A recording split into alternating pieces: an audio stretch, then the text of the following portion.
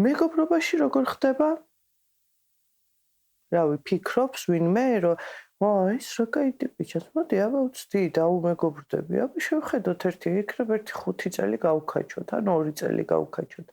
არა, ეგრევე ფიქრობ, რომ ჩემი და ჩემი მეგობრის შვილიშვილები, რომ იმეგობრებენ, სად ვატარებთ ხოლმე ერთად, პენსიაზე როგორ გავალთ ერთად, ანუ ეს არ არის ის, რომ რაღაცა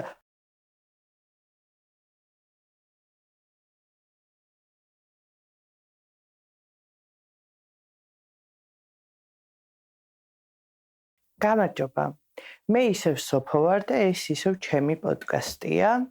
მეოთხე ეპიზოდს ვწერ ახლა და სანამ ამ ეპიზოდის თემაზე საუბარს დავიწყებდე და გაგაცნობდეთ საერთოდ რაზე მინდა თქვენთან საუბარი, 1-2 სიტყვით მადლობა მინდა გადაგიხადოთ ყველა კომენტარისთვის, ყველა ნახვისთვის, ყველა პირადი მესიჯისთვის, ყველა გამხნევებისთვის და გვერდში დგომისთვის. მართლა ძალიან მნიშვნელოვანია ჩემთვის ეს ყველაფერი და ძალიან მიხარია თუ ერთ-ორ ადამიანს მაინც დაეხმარა ჩემი წინა ეპიზოდები და ზუსტად ვიცი რომ დაეხმარა და მადლობა ყველას, თქვენ სამყაროს ღმერთს, ყველაფერს და ჩემ თავს. ამჟამად შევეხებით ისეთ თემას, როგორიც არის მეგობრების გაქრობა. ხდება ესეთ რაღაცეები სამწუხაროდ თუ საბედნიეროდ ჩვენს ცხოვრებაში და არ მგონია მე ერთადერთი ვიყო, ვისთანაც მეგობრობა აორთქლებულა და გამქრალა, გამცვდარა. იმიტომ რომ ამ სანამ მე თვითონ შემემთხვეოდა ესეთი რაღაც ბევრ ჩემ ახლობელს შეემთხვა და ყოველთვის განვიცდიდი და ვფიქრობდი რომ ნეტა რას გრძნობენ ახლა ის ადამიანები და ალბათ რა მწარეა მეგობრის დაკარგვა თქო ხო და ჰაი მეც აქ ვარ. კარგი. დავიწყოთ იქიდან რომ მეგობრობის დასრულება ძალიან მტკივნეული თემაა, მაგრამ რატომღაც, აი ესე არ ვიცი, შეიძლება ჩემი ირგვლივ არის ესე, მაგრამ ცოტა ეჭვმეპარება, რომ მარტო ჩემს ირგვლივ ხდებოდეს ეს, რატომღაც ნაკლებად ვსაუბრობთ ამ თემაზე და აი შეიძლება ვიღაც შეხვდეს და შეხვდეს შენ და კითხო რომ რა შვება შენი მეგობარი სად არის, როგორ არის, სულ ერთად რო იყავით ხოლმე სად დაიკარგა და რავი აღარ ჩანს რა, არ ვიცი, რა ვიცი, აღარ გვაქვს კონტაქტი და შემორჩა, დამთავრდა. რა პრობლემა არის, აღარ გვაქვს კონტაქტი, რა იყო, რა მოხდა. მეგობარია ის ხო არ არის. ამ დროს მეგობრობა კიდევ უფრო ღრმა უფრო წმინდა და უფრო მნიშვნელოვანია, ვიდრე ბევრი სხვა ტიპის ურთიერთობა შეიძლება იყოს. ხო და ეხლა მოდი დავიწყოთ საერთოდ მოგიყვებით. ეხლა რა არის მეგობრობა? კარგი, ვიცი რომ იცით რა არის მეგობრობა, უბრალოდ ერთ-ორ ნიუანსს ხას გავუსვამ რა, ცოტა განსხვავებული რაკურსით იქნებ შემოვატრიალო, ან რომც არ შემოვატრიალო, უბრალოდ გავიხსენოთ რას ნიშნავს მეგობრობა და რას გვაძლევს მეგობრობა. ამ ეპიზოდისთვის რომ ვემზადებოდი, რა თქმა უნდა, წინასწარ კვლევები წავიკითხე, პოდკასტებს უყურე, წიგნებიდან რაღაცები ამოვიკითხე და ესეთი რაღაცა აღმოვაჩინე, რომ თურმე კვლევების თანახმად მეგობარს შეუძლია ადამიანის, ანუ შენი დოპამინის და სეროტონინის მომატება. დოპამინი და სეროტონინი ბედნიერების ჰორმონებია და ანუ ძალიან თავისუფლად კარგ მეგობარს შეუძლია რომ მოგიმატოს და უფრო ბედნიერად გაგრძნობინოს თავი, გადაგალახინოს სტრესები, ტრამვები, გვერდში დგომით, მხარდაჭერით. თურმე ისიც წავიკითხე რომ კვლევებში, ესე იგი რა ეწერა გაგიჟდებით. თურმეო ადამიანები, ვისაც კარგი მეგობრები ყავთო, ბევრად დიდხანს ცოცხლობენო, ვიდრე ისინი, ვისაც მეგობრები არ ყავთო. ასე რომ გაუფრთხილდით მეგობრებს მაქსიმალურად. სადამდეც შეგიძლიათ და როგორც შეგიძლიათ. ეხლა მოდი უფრო დავწვრილმანდეთ და შევადაროთ კაცის და ქალის მეგობრობა. და ეხლა არ მინდა აქ რაღაცა ისინი, რომ ამას თუ გაუტია კაცო, ეხლა რა კაცის და ქალის მეგობრობა რაში განსხვავდება, ძალიან განსხვავდება თურმე. და მე რომ დაუფიქრდი რა, მეც მივხვდი, რომ ხო, მართლა ეგრეა. არ მიფიქრე ამაზე აქამდე. ხო და რაზე ვისაუბრებთ ეხლა? ქალების ურთიერთობა, ანუ მეგობრობა რა, უფრო ღრმა არის და უფრო მეტად ემოციურია, იმიტომ რომ ქალები ერთმანეთს ვუზიარებთ ჩვენს ემოციურ და ფიზიკურ მდგომარეობას, ვსაუბრობთ ოჯახზე, ჩვენს გრძნობებზე, ამ ყველაფერს ერთ-ერთზე ჩაიზე ძალიან გემრიელად ვაზიარებთ ან ყავაზე. ხო და კაცები სად გინახავთ, აი გაფიცებთ. რო არ მითხრა, მე არ მაქვს ნანახი და თქვენ თუ გაქვთ ნანახი, მინდა რომ გამიზიაროთ, რომ აი წარმოიდგინეთ ერთი ერთზე ყავაზე ან ჩაიზე ზედმეტი ხალხრალობის გარეშე, ზედმეტი ინტერესების გარეშე გარემოს მიმართ, დოტას, კაუნთერის, პადელის, არ ვიცი კიდე რა შეიძლება დალევის, ჯგუფური შეკრების გარეშე, რომ კაცები ესე ერთად დასხდნენ და აი მეც რა არის, აი გუშინ ძალიან მოწყვლადად ვიგრძენი თავი. იმიტომ რომ ძალიან გულზე მომხვდა ჩემი ერთ-ერთი მეგობრის ის ნათქვამი. არა, ანუ კაცის გუნებაში ეგ არ არის. მე რა თქმა უნდა არ ვსაუბრობ ახლა ყველა კაცზე აბსოლუტურად და ყველა ქალზე და ყველანაირ მეგობრობაზე, რაც კი ვინმე ადამიანს აქვს ერთმანეთთან, მე ვსაუბრობ ახლა ზოგადად, ანუ მასიურად კვლევები რას აჩვენებს რა. მოკლედ ახლა ვისაუბროთ ქალების მეგობრობის ღერძებზე, ანუ რაზე დგას ქალებს შორის მეგობრობა რა. პირველი არის სიმეტრიულობა. ანუ რას ნიშნავს ეს? ერთ ნავში ხართ, სხედხართ ბოდიში. ერთი ხართ, ანუ შენ ხარ ის და ის არის შენ. ერთი არსება ხართ, ერთი ქმნილება ხართ, ერთნაირად აღიქვამთ ბევრ რაღაცას, ერთნაირად ემოციურები ხართ, ერთნაირი შეხედულებები გაქვთ.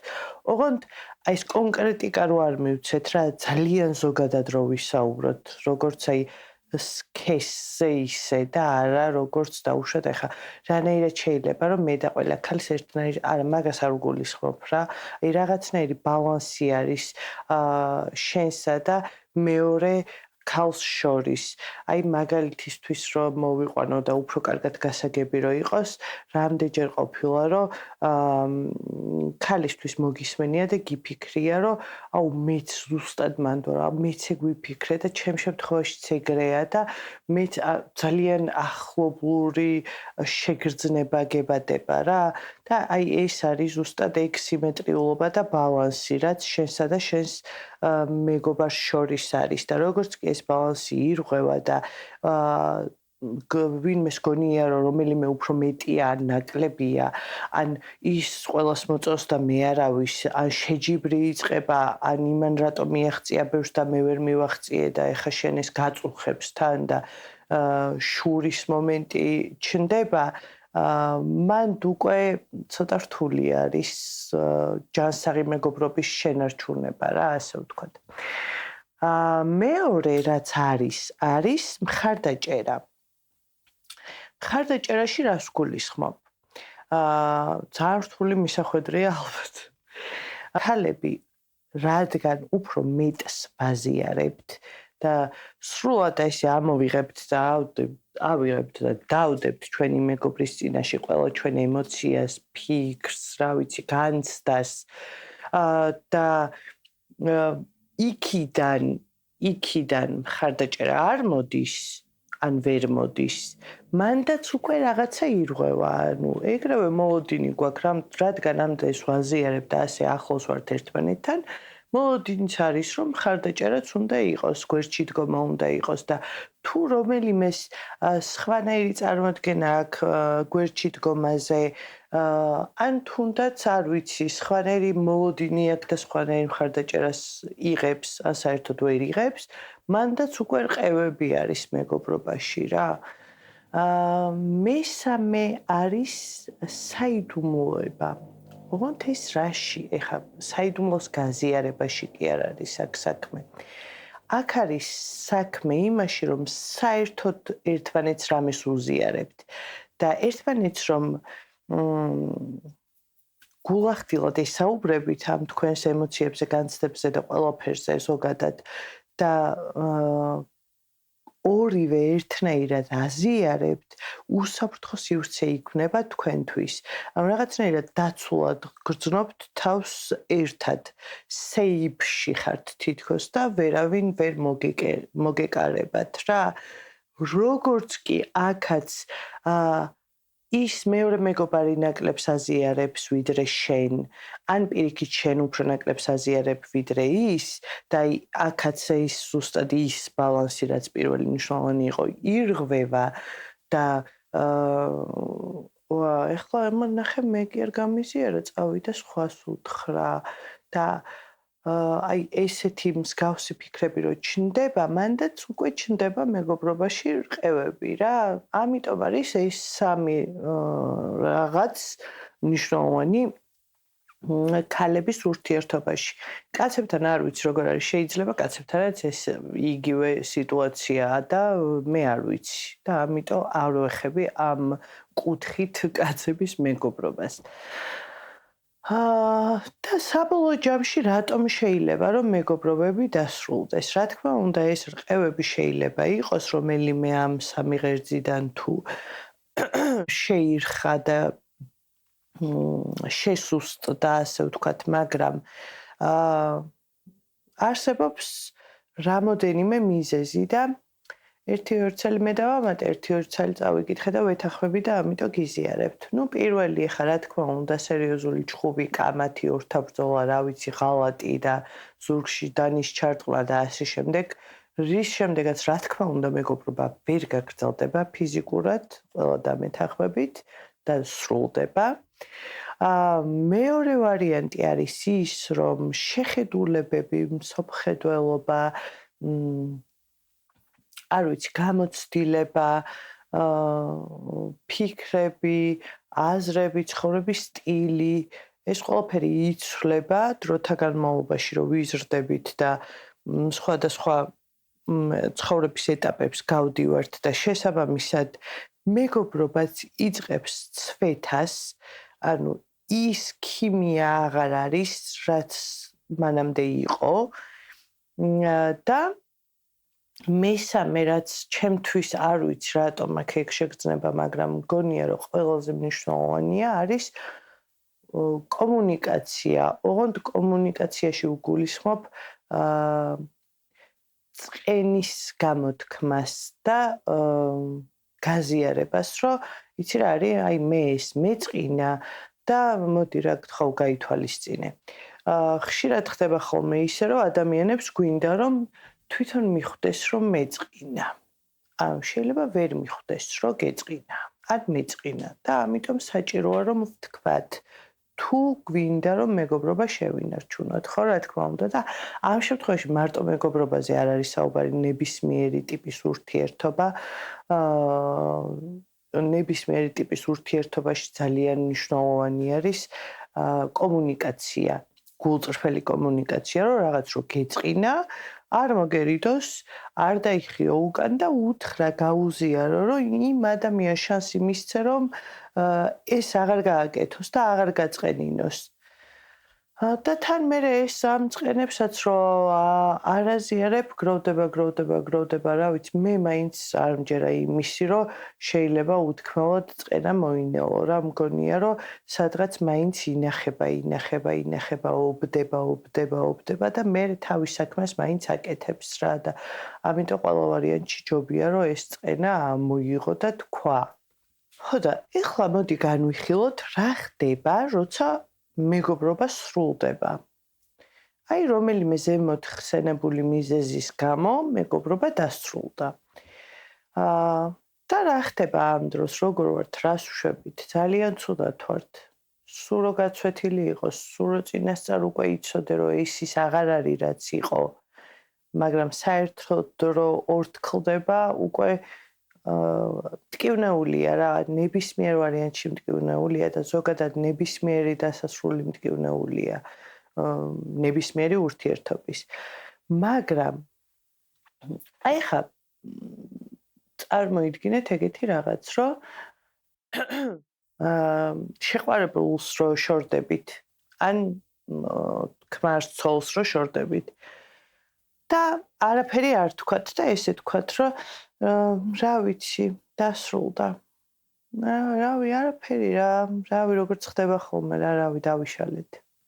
და ამ დროს აი ყველა დაშორებას როგორი რამხელა დრამები მოყვება ხოლმე ძირითად შემთხვევაში და რამხელა სივრცე ჭირდება შენ პირადი სივრცე, რომ ეს ყველაფერი მოინელო, გადახარშო, გაანალიზო და მერე წინ წახვიდე რა.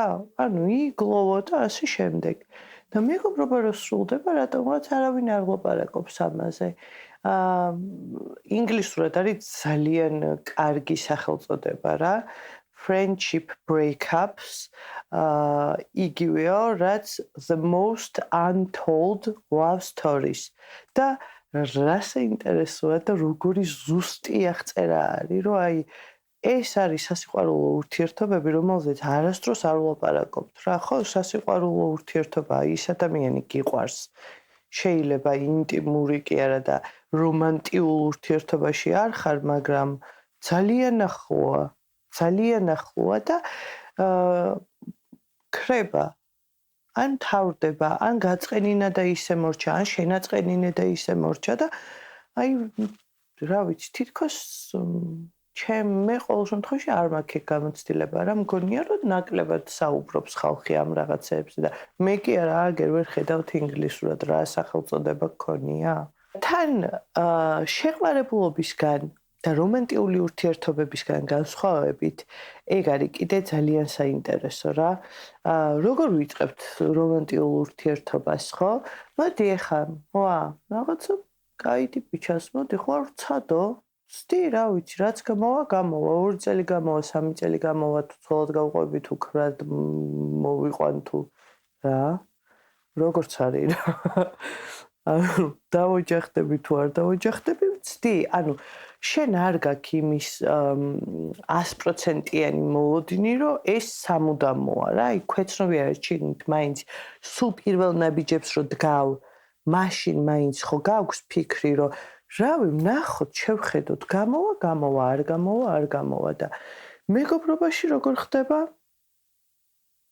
რავი, ფიქრობს ვინმე, რომ ეს რა кайდი ბიჭას, მოდი აბა ვცდი, დაუმეგობრდები, აბა შევხედოთ ერთი, იქნებ ერთი 5 წელი გავქაჩოთ, ან 2 წელი გავქაჩოთ.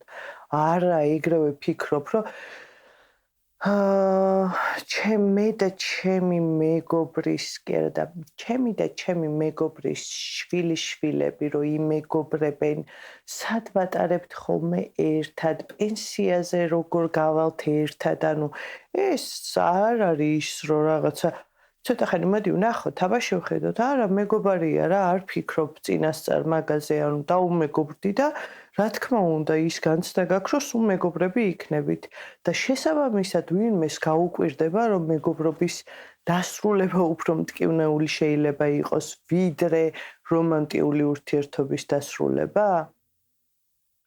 ეხლა არ ჩამქოლოთ ოღონდ, მაგრამ არანაკლებია ნამდვილად რა. ეხლა ალბათ ფიქრობთ, რომ მან გაუტია ჯერ მეოთხე ეპიზოდია და აი უკვე ბოდოებში გადავიდაო. ხო და რა ხდება ამ მეგობრობის დასრულების შემდეგ? რა განცდები გვაქვს, რა ფიქრები გვაქვს, რა ემოციები გვაქვს? აქ არსებობს რამოდენიმე ფაზა. პირველი არის მარტოობა, ანუ მარტოობის შეგრძნება გაქვს, განცდა გაქვს, რომ შენ ანუ მიგატოვეს, მარტო ხარ და აღარ გყავს ის ძალა გვერდში რაც გყავდა და ამასთან გამკლავება გიწევს ამ მარტოობის შეგრძნებასთან.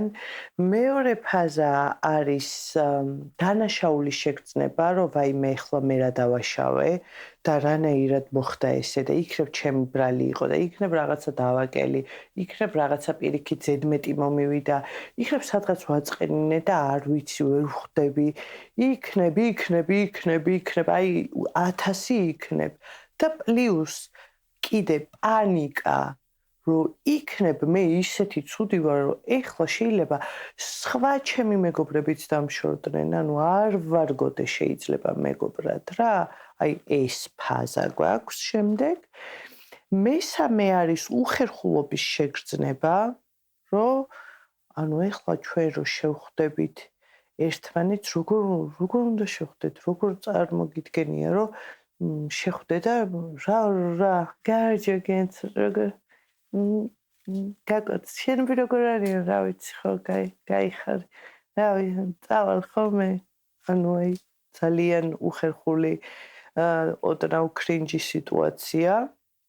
მერე არის ბრაზი მეოთხე რიგითობით ახლა პირველს რომელს განიცდი და მეორეს მაგაზე არ არის საუბარი რა თქმა უნდა უბრალოდ ზოგადად აი ესეთი ფაზები არსებობს რა შეიძლება ზოგს ყველა კონდეს ზოგს ნახევარი ზოგს ერთი ან არც ერთი არ ვიცი მე უბრალოდ ჩემთან ახლოს მოვიდა ეს ყველაფერი რა და იმიტომ გიზიარებთ და რა თქმა უნდა მეც ახლა რაღაც ფაზებს ვთვლი რომ რაღაც ფაზები ჩემი არ იყო და არ განმიცდია და არ გამივლია, მაგრამ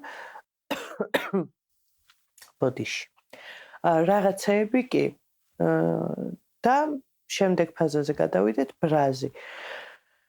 ბრაზი რომ რანაირად გადაუსვა ესე ხაზი მეგობრობას, რანაირად შეიძლება ეგეთი რაღაც მოხდეს, რომ ასეთი ძვირფასი იყოს თქვენი ურთიერთობა, ამდენი დრო გიტარებიათ ერთად, ამდენი რაღაცა გამოგივლიათ და უცებ არაფერი აღარ არის, მორჩა, დამთავრდა და მე თურმე აღარ გიყვარ ვარ, ან აღარ მიყვარ ხარ, ან ურთიერთობა მაშინ ეს რა იყო, არ იყო, რაც მე მეგონა და ასე შემდეგ რა. მე და ბოლო ფაზა არის გლოვის ფაზა. ეს ყველაფერი გადახარშე მოინელე, გააცნობიერე, ბრაზიც გაიარე, ისიც გამოიარე, ესეც ქენი, ისეც ქენი და ეხა გტკივა, რომ ის ყველაფერი რაც ძალიან მაგარი იყო. შეიძლება სამთავიანი გველეშაპი ერთად დაამარცხით, შეიძლება ერთად საშინელი უფლობა გამოიარეთ, შეიძლება პირიქით ძალიან ფულიანობა გამოიარეთ.